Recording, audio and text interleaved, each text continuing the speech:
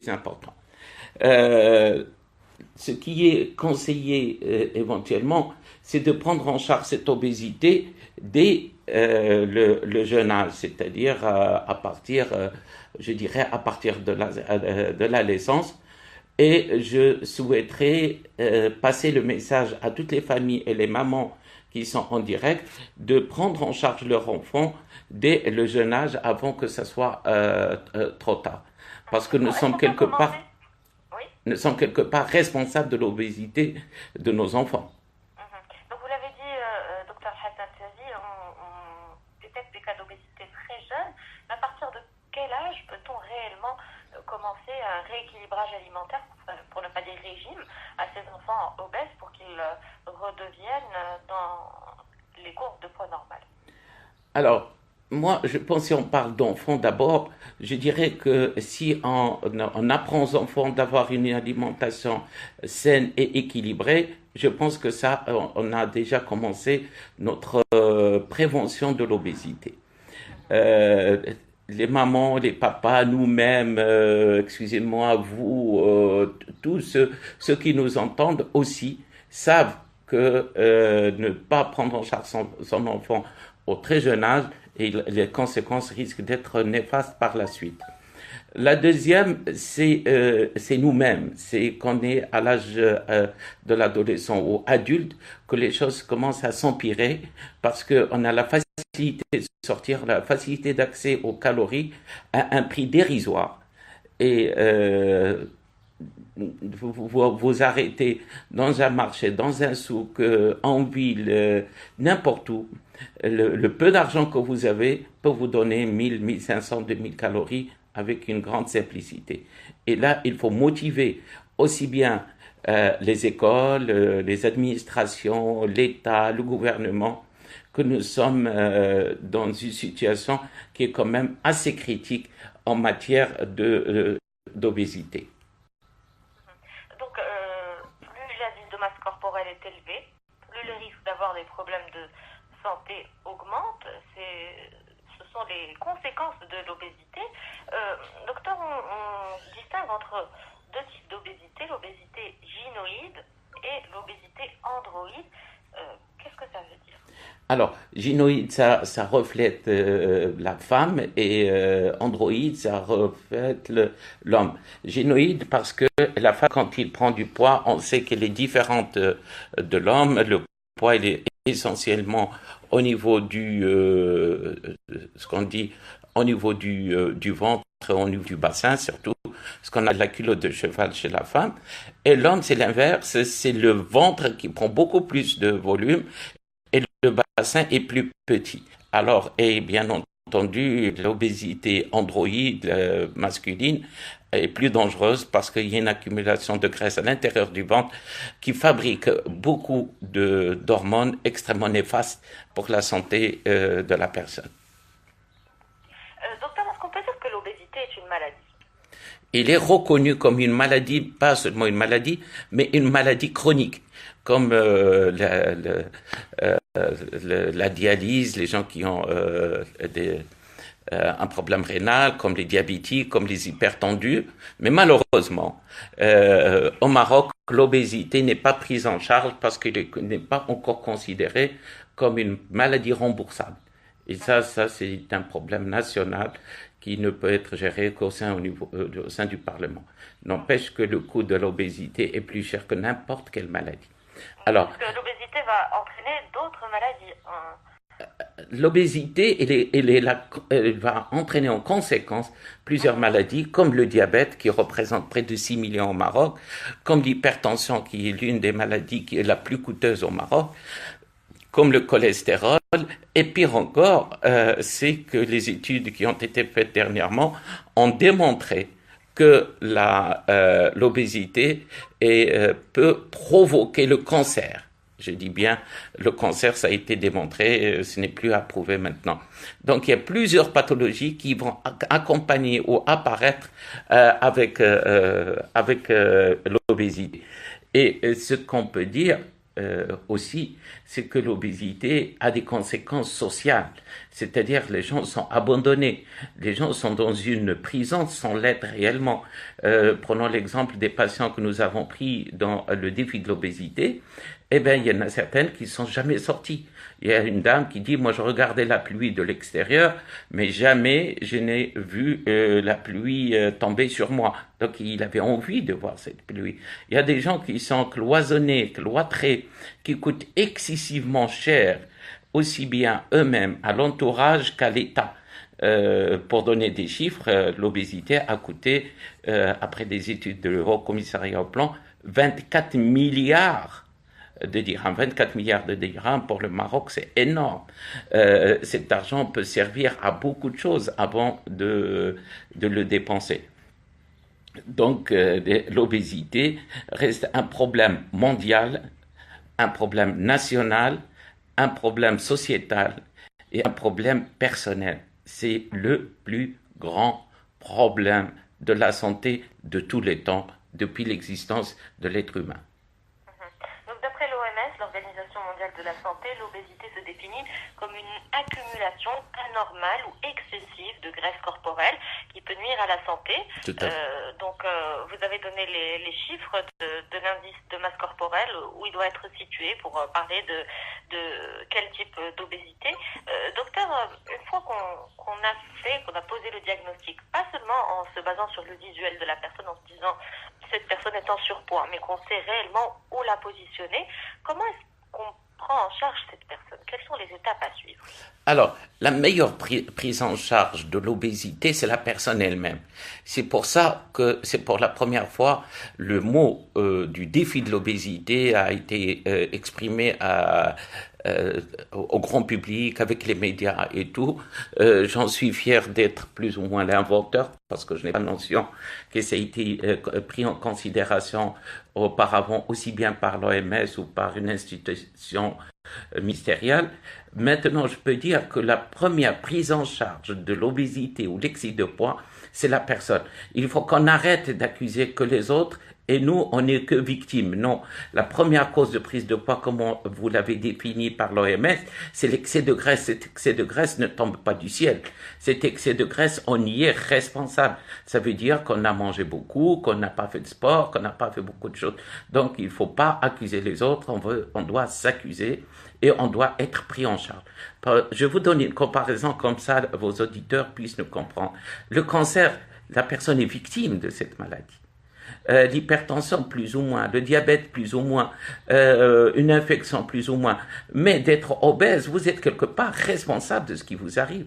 Donc il faut que vous preniez en main, d'abord, il ne faut pas rester tout le temps à attendre les autres vous aider. Non, néanmoins. Et il y a des institutions, il y a les moyens pour prendre en charge. Quand on a un excès de poids, par exemple de 5 à 6 kilos, il serait souhaitable de se prendre en main, ou l'entourage si c'est un enfant, ou aller voir un coach. Les salles de sport s'ouvrent de plus en plus au Maroc. Les gens doivent s'adresser à ces moyens simplistes et il ne faut pas aller chercher à la facilité, à la chirurgie, à des moyens extrêmement lourds et difficiles et même, je dirais, dangereux. Donc, je dirais que pour des petits poids, il faut que les gens se prennent en charge. Quand on commence, alors je vais donner des chiffres pour que les gens, l'indice de masse corporelle, j'ai constaté dans mon expérience, les gens ne s'en occupent pas beaucoup, ne prennent pas ça en considération plus que la moyenne. Donc, je vais donner des exemples en chiffres. Si une personne a 1m70 et qui pèse 90 kilos ou 100 kilos, ça veut dire qu'il a au moins 20 kilos à 30 kilos à perdre. Comment il peut perdre ces 30 kilos si j'ai bien compris votre question? Alors, les moyens sont d'abord à caractère alimentaire. Il n'y a personne qui puisse maigrir et manger. Ça n'existe pas. Il faut qu'on arrête ces histoires, certains articles, certaines revues qui disent, eh ben, manger et maigrir, c'est anti-déontologique, c'est anti-science, ça n'existe pas, il n'existera jamais. L'apport calorique est responsable de votre obésité. Bien sûr, ça diffère d'une personne à l'autre. Il y en a qui maigrissent plus vite que l'autre, mais ça ne veut pas dire qu'on peut manger et maigrir. Donc, pour maigrir, il faut changer son comportement alimentaire. Tous les régimes qui sont non suivis, qui ne sont pas bien calibrés, ne sont pas bien gérés, peuvent entraîner ce qu'on appelle le yo-yo. Donc les 30 kilos, il y a des moyens médicaux et il y a des moyens, quand c'est nécessaire, chirurgicaux. Alors les moyens médicaux sont d'abord d'être coachés par des nutritionnistes qui peuvent améliorer votre alimentation et vous conseiller quel type de sport vous pouvez accompagner. Je dis, et je le répète, le sport excessif qui n'est pas contrôlé peut être beaucoup plus dangereux qu'autre chose. Donc, on ne va pas demander à quelqu'un qui pèse 200 kilos, on va lui faire un forcing de sport. Déjà, son cœur, il travaille pour deux, son poumon pour deux, et on lui fait un forcing sans être coaché. Le risque est majeur. Donc ces 30 kilos peuvent être par une alimentation, par un suivi.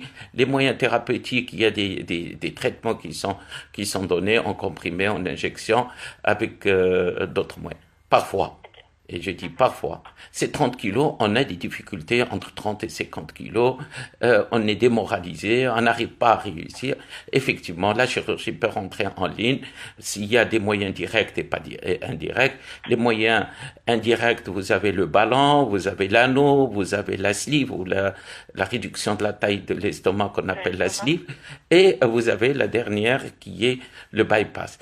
Les autres moyens qui sont directs, quand on a un excès de graisse dans un endroit bien déterminé.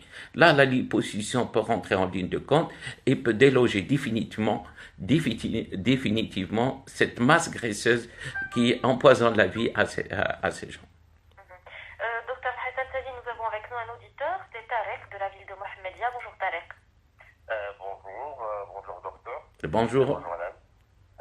Voilà, j'estime que c'est vrai que je dirais la vingtaine d'années ou la quinzaine d'années, les 15 dernières années, on a vu un Marocain autre que le Marocain qu'on a vu. Donc il y a plus les gens qui sont de plus en plus gros, gras. Moi je lis ça à l'horaire continu, qui n'a pas qui nous oblige à manger à l'extérieur. Donc on est à la merci des sauces, des mayonnaises, du gras, des produits chimiques pour faire cuire rapidement la nourriture, comme le bicarbonate, etc. Et aussi une inondation de snacks, de petits restaurants, de fast-food. Et c'est pas possiblement quand je descends à Al-Gza à Rabat, le Gza c'était une rue marchande. Il y avait des tissus, il y avait des produits d'artisanat, il y avait des couturiers, il y avait vraiment, c'était une rue où on voyait la production d'artisanat. Maintenant, on voit que des pizzerias de n'importe comment. Hein, c'est pas on voit les riches, on voit saucisses, on voit, il y avait des nourritures qui étaient comme Mahkouda, comme des trucs. Il était quand même plus ou moins bio par rapport, pas très bio, mais bio par rapport à ce qui existe maintenant. Maintenant, on voit que c'est catastrophique ce qu'il y a. Et ça, d'une part, bon, moi je dis parmi les causes. Et moi, je vous pose la question de la lipotomie. Parce que moi, au fil des années, j'ai développé un ventre, comme la majorité de ma génération, mais je ne veux pas faire de la lipo. Et j'ai un problème au niveau de la hanche, donc je ne peux pas faire du sport. Est-ce que la lipotomie est une bonne méthode? Parce que je ne veux pas faire de chirurgie. Qu'est-ce que vous voulez dire par lipotomie? La lipotomie, c'est des injections qu'on met. Et ça m'a été conseillé par un médecin. C'est des injections qui font dissoudre la graisse. Et ça, on a que 3 jours d'arrêt de travail et 15 jours pour les efforts, sport, etc. Alors, la première question que je vous pose une question. Est-ce que votre ventre est tendu ou c'est une graisse externe qui est lâche? Moi, très honnêtement, je ne peux pas vous dire. Alors, tout ce que je peux vous dire, c'est que j'ai un gros ventre. Alors, le gros ventre en général. 103 de diamètre, voilà. Alors, Je vais vous répondre. En général, les hommes, les messieurs qui ont un ventre un peu important, avec les 105 et les 103, en général, c'est de la graisse intra-abdominale. Effectivement, si c'est une graisse intra-abdominale, d'abord, c'est une interdiction chirurgicale. La seule chose qui est autorisée par une liposuction, il faut que la graisse soit en dehors du muscle, en dehors du ventre, et soit à l'extérieur, et soit flasque, qu'on peut attraper avec les mains. Si c'est une graisse intra-abdominale, il est plutôt conseillé d'être suivi par un coaching et quelqu'un qui s'y connaît dans ce domaine pour vous accompagner. Parce que, et quel est votre poids actuellement? Mon poids, 87. 87, et quelle est votre taille? 78. Ouais, je peux dire que vous avez une dizaine de kilos à perdre. C'est pas majeur, donc je pense pas que vous soyez... Oui, oui, mais je vous conseille un équilibre alimentaire avec un suivi de coaching, éventuellement un traitement accompagnateur et faire du sport. Je pense que votre cas, je le dirais, c'est un petit excès de poids, mais loin d'être une obésité. D'accord. Par contre, est-ce que les services d'hygiène peuvent intervenir dans la qualité de nourriture qu'on voit dans les lieux publics? Abstraction faite de l'hygiène, dans l'hygiène de vie. Qui voulez-vous qui intervienne? Dans l'hygiène alimentaire. Qui voulez-vous qui intervienne? Qui?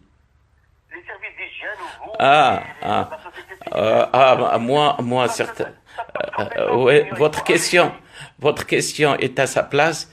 Je pense que nous sommes sur une chaîne nationale et internationale. Je pense que, à bon entendeur, merci, les services, ils vous ont entendu et ils doivent faire leur travail et c'est certainement pas moi. Aidez-nous à le faire. Mais votre message est bien passé, Tarek. Je pense que c'est tombé espérons-le, dans les oreilles Des responsables. On le fait déjà pas. Aidez-nous à arrêter. Merci beaucoup, Tarek, pour votre participation. Très bonne journée à vous. À très bientôt sur Chaîne Inter. Si vous aussi, comme Tarek, vous avez des questions à nous poser, si vous voulez témoigner, tout simplement, composez le 0537 20 44 73 ou le 0537 70 48 54. On vous parle aujourd'hui d'obésité au Maroc avec notre invité, Dr Hassan Tazi, chirurgien plastique et esthétique à Casablanca. Alors, docteur, l'obésité, c'est un phénomène complexe qui évolue par phase et qui a de nombreuses explications possibles. On parle de deux phases d'évolution, la phase dynamique et la phase dite statique ou la phase de maintien. Est-ce qu'il est plus judicieux de se prendre en main dans une phase ou dans une autre? Alors, je vous remercie d'avoir donné ce petit détail parce qu'il y a très peu qui peuvent le saisir entre le statique et le dynamique. Ce que je peux dire, que nous sommes en mouvement. C'est-à-dire, depuis qu'on est, on prend du poids, on réduit, on monte, on descend. La cellule graisseuse, on la martyrise, mais elle est tellement résistante, vous imaginez qu'on dort sur nos cellules depuis qu'on est né et ils sont toujours là. Donc, ce n'est pas de les martyriser qui va les faire disparaître. Donc, la phase dynamique, surtout quand quelqu'un... Alors, il est dynamique dans deux sens. On peut être dynamique pour prendre du poids et dynamique pour perdre du poids. Alors, dynamique pour prendre du poids, c'est extrêmement facile. On s'oublie et on prend des kilos sans se rendre compte. Dynamique pour perdre du poids, c'est un peu plus difficile. Et là, il faut un accompagnement. Je dis un accompagnement au moins par conseil, ou bien un suivi, ou bien vous, par exemple. Cette phase dynamique, on commence à sentir qu'on perd 500 grammes, 1 kilo, 2 kilos, on peut perdre jusqu'à 10, 15, 20, 30, 40, même jusqu'à 100 kilos, comme on a vu dans ces patients que nous avons pris en charge. Et bien, cette phase dynamique, c'est la phase d'encouragement, c'est la phase de stimulation, c'est la phase de félicitation de ces gens, c'est la phase d'être un exemple, un modèle et dire que nous avons démarré ce défi. La phase statique, elle est chez tout le monde, ce qu'on appelle plateau. L'organisme, il a une mémoire. Nous avons des récepteurs dans notre corps, dans la plante des pieds, qui s'appellent les pondérostats, comme le thermostat. Chaque personne doit avoir 37 de température. Même s'il monte à 40, il revient à 37. Et bien, pour le poids, la même chose. Quand on arrive, on est resté pendant 5-6 ans à 70 kilos, et quand on a pris du poids, par exemple, à 86, 86, on a perdu 16. Quand on arrive à 70, le cerveau se rappelle de ce poids, il veut stagner.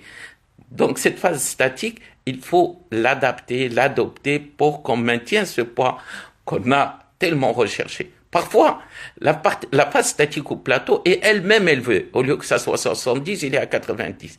Eh bien, il faut faire un effort et un défi pour la faire descendre à un autre plateau où vous y étiez avant, qui est de l'ordre de 70 ou 75 kilos. Donc, on a une phase de perte de poids qui est parfois très rapide et même maintenue pendant 1, 2, 3 mois, et après on stagne. Et là, où les gens commencent à abandonner, à dire, ça y est, je ne peux plus perdre, j'abandonne. Ce régime ne marche pas, ne fonctionne pas. Surtout ne pas faire ça, parce que c'est l'occasion jamais de réussir votre défi et atteindre certains objectifs que vous êtes en train de chercher. Donc, statique et dynamique sont liés l'un dans l'autre, et le coaching, les conseils sont ensemble. كنتكلموا اليوم على السمنه في المغرب مع الضيف ديالنا الدكتور الحسن تازي. اذا كان عندكم شي سؤال بغيتو تطرحوه عليه اتصلوا بنا على الرقم 0537 20 44 73 او 0537 70 48 54. Docteur, on va se permettre une petite pause musicale et on se retrouve dans un petit instant pour poursuivre notre discussion autour de l'obésité au Maroc. À tout de suite. Je reste avec vous. Alors, on est actuellement en direct sur la RTN, donc vous pouvez nous suivre sur cette chaîne maintenant. Je diminue juste le son parce qu'il y a toujours une phase musicale et après on va être en ligne. Alors, l'obésité reste quand même un problème, nous l'avons pris comme sujet cette dernière semaine. Alors, il y a plusieurs questions. Alors, je reviens de parler en arabe parce qu'il y a beaucoup de questions. Alors, je vais répondre à tout le monde concernant Aya. Aya, j'avais pris l'engagement de la prendre en charge, mais malheureusement, je dirais, son père a choisi autrement et l'a amené chez un autre Tézi qui n'est pas moi. Et il y a beaucoup qui se trompent.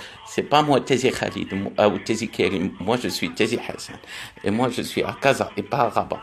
Donc, c'est pas moi qui l'ai prise en charge. C'était un autre médecin qui est à Rabat. Donc, effectivement, il y a des hauts et des bas. Je ne veux pas polémiquer sur ça. Mais c'est pas moi. Je m'étais engagé de la prendre en charge, mais malheureusement, c'est pas le cas. Alors, قبل ما نرجع للإذاعة الوطنية هو أن نصائح وبالخصوص في هذه الإذاعة اليوم بدات المشكل ديال السمنة لما الواحد يبدا ينقص بالوزن ديالو بسرعه وواحد الوقيته كيحبس ما كيعرفش شنو وقع.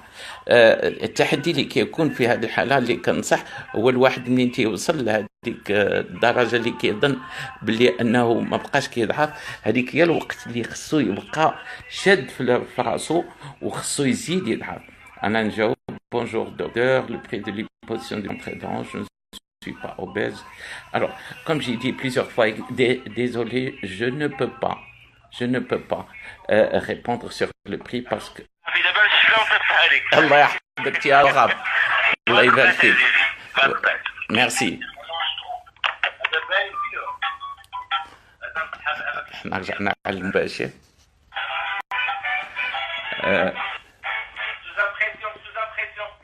Alors.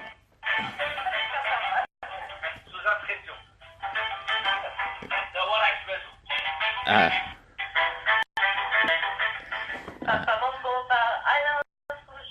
On est foutu, on mange trop, hein. C'est deux circonstances avec notre sujet d'aujourd'hui. On parle aujourd'hui d'obésité, avec notre invité, docteur Hassan Tazi, chirurgien plastique et esthétique à Casablanca. Alors, docteur. Oui.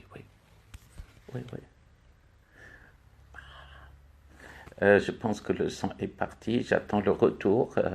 Je ne sais pas pourquoi ça a coupé. Donc, j'attends le retour de l'appel.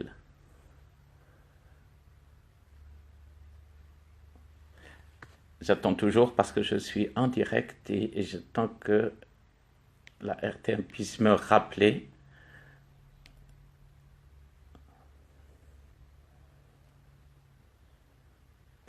Dans un instant, je pense qu'il va y avoir un retour d'appel. J'attends juste que la chaîne puisse reprendre contact avec moi. Nous sommes en direct sur la chaîne nationale, la radio, et je pense que euh, ça va, ça va reprendre d'un instant à l'autre. J'attends juste que ça reprenne. Je ne sais pas pour quelle raison. Ça va reprendre. C'est dans quelques secondes, je pense qu'on va retourner en ligne avec la chaîne nationale. Je ne sais pas pour quelle raison ça a coupé, mais ça va reprendre dans une seconde. Donc,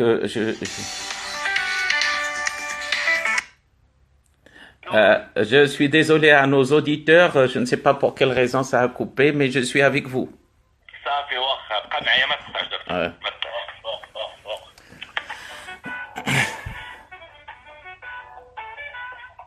جرات ليالي ايام وضاعت الاحلام احلام الملام ما بقاش يدير Alors, فكر alors تواصل معنا الأعزاء والعزيز. نعم.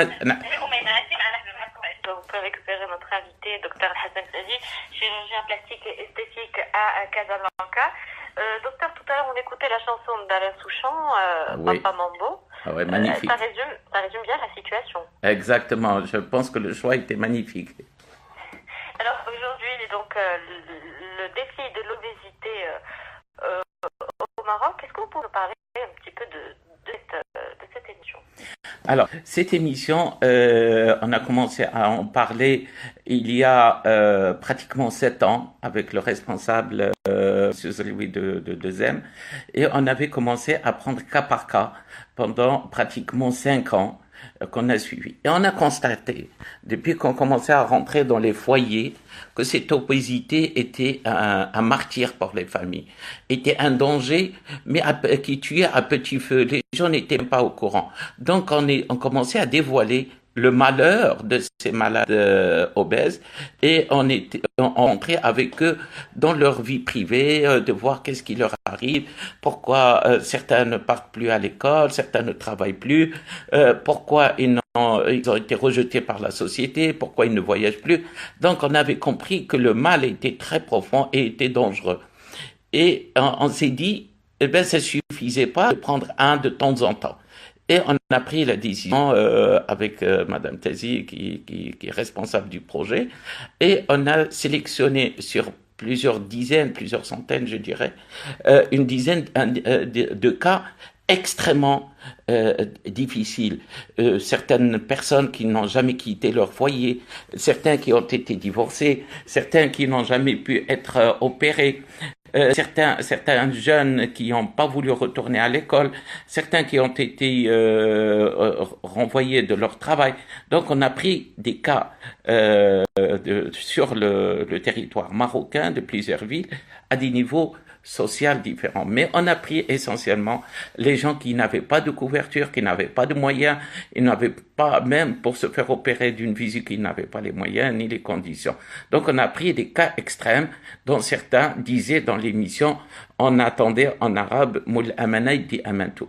Nous avons démontré à tout le monde, et comme je disais tout à l'heure, à bon entendeur, merci, c'est-à-dire que c'est possible, on peut les sauver, on peut les aider, on peut les accompagner. Et je profite sur une chaîne qui fait partie de notre fondement national, c'est votre chaîne, cette chaîne nationale, qui joue un rôle capital dans la communication, dans la sensibilisation. Alors j'ai lancé ce terme qui est nouveau, qui s'appelle Tahaddi Soumna, ou le défi à l'obésité. Mais en réalité, à qui je lance ce défi? Je lance à tous les obèses. Si vous ne vous prenez pas en charge, si vous ne lancez pas un défi à vous-même, personne ne viendra le faire à votre place. Donc sortez de votre foyer, lancez un défi et on va vous accompagner. Et ce que je voulais lancer avec vous, avec tous les médias, c'est qu'on lance une autre façon que le monde entier a échoué. L'OMS a échoué dans l'obésité, l'Amérique a échoué, la France, l'Europe, tout le monde a échoué, nous aussi. Donc j'ai réfléchi pendant ces décennies quel serait le moyen de nous approcher, parce que 2020 c'est demain, 2030 c'est après-demain, et on va être à des chiffres que aucun État dans le monde ne serait capable de prendre en charge parce que ça coûte des milliards de dollars. Alors, je m'étais dit, eh bien, si on rentrait dans ces foyers, si on rentrait et lire dans la pensée des gens, si on accompagnait ces gens, le seul moyen, c'est vous, je ne peux pas le faire. Mais avec vous, avec votre radio, votre télé, par les médias, par les écrits, maintenant, le moyen d'atteindre ces gens qui sont dans la campagne est possible. On peut leur parler leur langue. نضرب شلحة نضرب العربية نضرب الدارجة نضرب أي لغة. عندنا الوسائل العلمية باش نبلغوها. Nous avons les moyens scientifiques pour leur transmettre. Je parle en arabe parce qu'il y a certains qui nous accompagnent et qui posent la question en arabe. Donc, pour vous dire, nous sommes en live actuellement. Vous pouvez voir ça sur ma page Facebook. Donc, je passe ce message. Et nous tous, vous, moi, l'État, l'école, tout le monde doit attirer l'alerte. C'est pire que le cancer, que les gens qui se trompent. C'est pire que le sida. C'est pire que tout. Les gens ne le savent pas. C'est la seule maladie où on meurt chez soi tranquillement. Alors, docteur, nous avons avec nous une auditrice, c'est Oumaima de la ville de Casablanca. Bonjour Oumaima. Allô Oumaima, bonjour. Allô, bonjour. Oui, bienvenue Oumaima. Bonjour, je suis vraiment contente d'être avec vous, de pouvoir parler avec le docteur Telvi. Il vous écoute, vous avez une question à lui poser? Marhaba. Je suis habituée qu'il est fait pour notre pays et il aussi. Et c'est très important d'être la lueur d'espoir que les obèses font. Parce que je viens d'entendre la chanson. C'est pas, on mange, on est foutu. Est-ce que vous croyez que les obèses aiment manger? Mais non, ce qu'ils détestent le plus, c'est le manger. Parce que ça leur permet de ne pas s'habiller comme tout le monde, de voir le mauvais œil de tout le monde. Vous comprenez? Oui. Mais c'est plus fort que. Enfin, alors, je reviens à moi. J'ai 58 ans, je galère avec mon obésité depuis l'âge de 10 ans. Mais c'était jusqu'à 38 ans, j'avais un poids à peu près normal, 72 kilos, 70. Mais après, j'ai dépassé les 80. Maintenant, je suis à 100 kilos. En 2002, j'ai fait l'anogastrique. J'ai perdu 20 kilos. Donc, j'ai repris un petit peu 5, 6, et ainsi de suite. Et je suis restée comme ça. Maintenant, avec mes 58 ans, je sais que j'ai des problèmes d'articulation, des problèmes de tension, des problèmes de cholestérol, toutes ces maladies qui sont liées très près à l'obésité. Alors, je vais poser une question à Dr. Telvi. Est-ce que le traitement par l'hormone de croissance, est-ce que j'ai une chance pour ça? L'hormone de croissance. Vous dites bien l'hormone de croissance. Non, l'hormone de croissance est strictement interdite.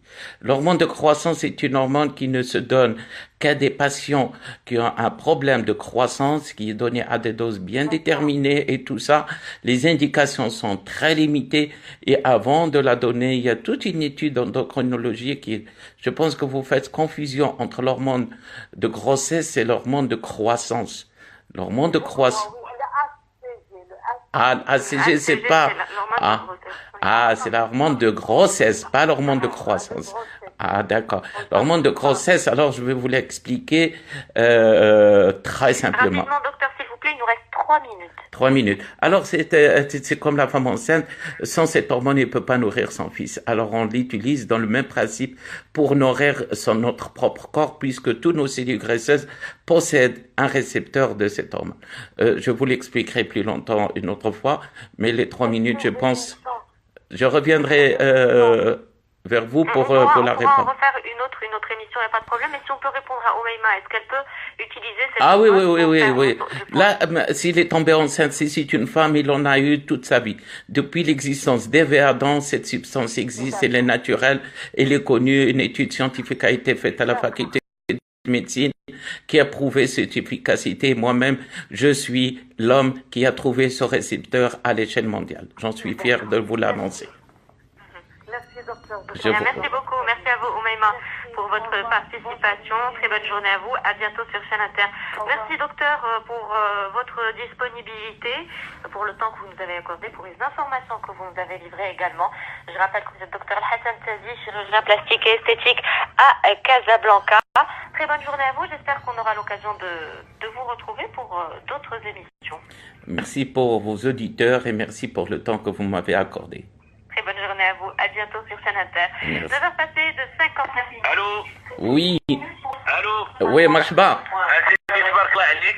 الله يجازيكم بخير. لا تبارك الله عليك، احنا نولفوك وانت تولفنا ان شاء الله، وان شاء الله شي نهار والاستديو اذا كان ممكن. هلا غادي نجي، انا كنت غادي نجي مع الاسف. وسلم لي بزاف على المدام. Merci beaucoup. Merci pour votre intérêt. النيميرو ديالي اون سي جامي ان جور ولا يا تصيفطوا لي باغ واتساب في هذا. نصيفطو لك باغ اس ام اس. Merci. Vous êtes adorable. Allez, bon courage عزيزي. Merci beaucoup à vous. الله عليك، الله يعاون. Alors, comme vous avez senti, j'étais en direct sur la chaîne nationale et ça m'a fait un grand plaisir parce que nous sommes arrivés à, grâce à vous, grâce à tout le monde, de sensibiliser toute la presse nationale, toutes les chaînes de télévision, toutes les radios.